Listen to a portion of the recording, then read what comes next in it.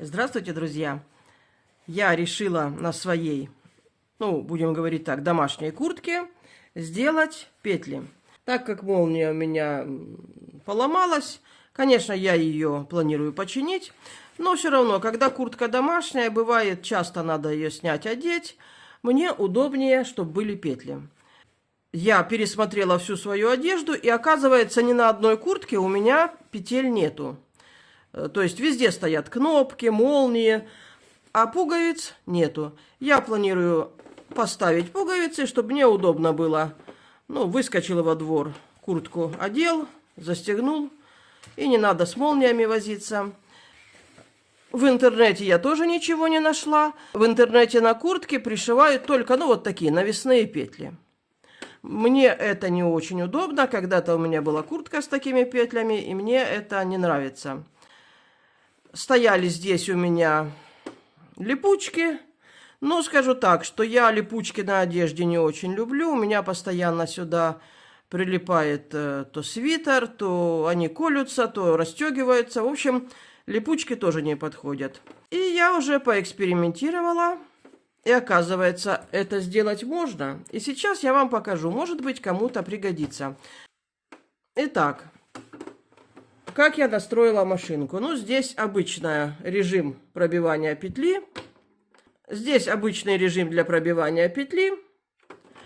А зигзаг я настроила, смотрите, на самый большой размер. Почему на самый большой? Во-первых, это верхняя одежда. Во-вторых, тут синтепон. И давайте посмотрим, что же у меня в итоге получилось. Я уже наметила себе петли. У меня есть ручка, которая стирается горячим утюгом, или любым горячим, водой горячей, паром. Так как я не меняю лапку на прозрачную, я себе подлиннее вот эти полосочки верхней с петли отрисовала, потому что не очень хорошо видно из-под лапки. Это я, надо сказать, ленюсь, лапку не меняю.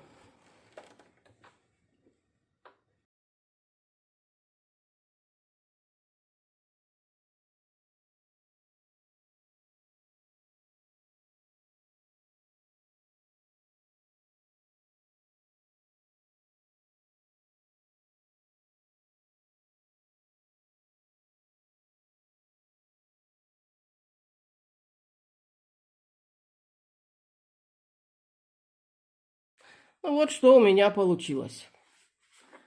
Прорезаем. И вот теперь я понимаю, почему не пробивают петли на куртках. Потому что синтепон из-под низу торчит, и получается не очень красиво. Я для себя придумала вот такой вот метод, чтобы вот эти вот ниточки не торчали. Вот эта ватка тоже не вылазила, было более-менее прилично. Я взяла зажигалочку. Надо аккуратненько, чтобы не спалить основную куртку, это дело подпечь.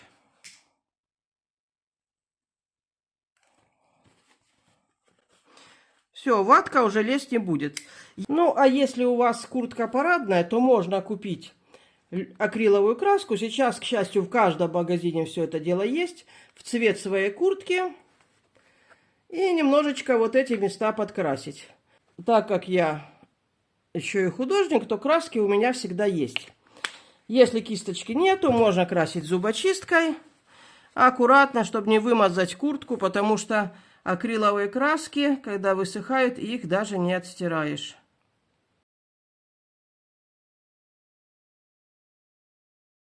Конечно, краску, может быть, надо более точно подобрать. Я сейчас крашу только для того, чтобы показать вам.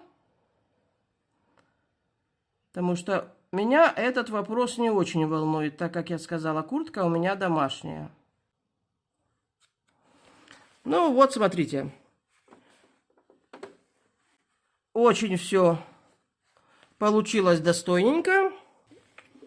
Утюг я нагрела совсем чуть-чуть, так как это куртка. Видите, это чтобы показать вам, что стираются вот эти вот начерченные мною линии. И осталось убрать нитки. Если у вас пуховик и вы хотите пробить петлю, то я вот тоже, посмотрите, на пуховике петлю пробила. Ну, а что это пуховик, я вам сейчас покажу.